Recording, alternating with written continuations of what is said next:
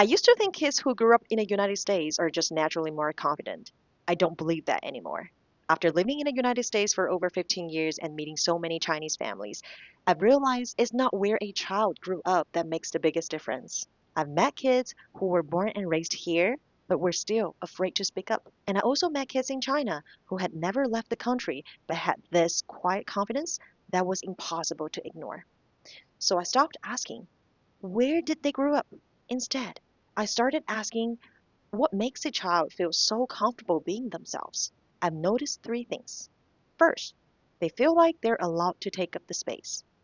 They ask questions, they speak up, and they don't apologize for having an opinion.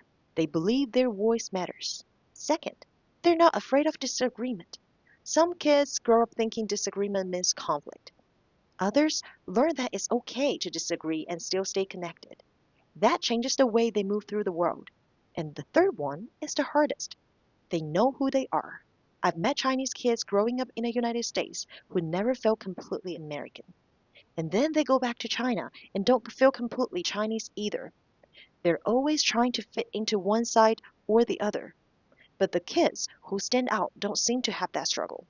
They know they're Chinese and they know they're American. And they're comfortable being both.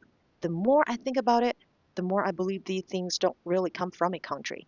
They come from thousands of little moments at home. That's what I'm trying to give to my daughter. Maybe because I used to be that kid. What do you think gives a child that kind of confidence? Let me know in the comments.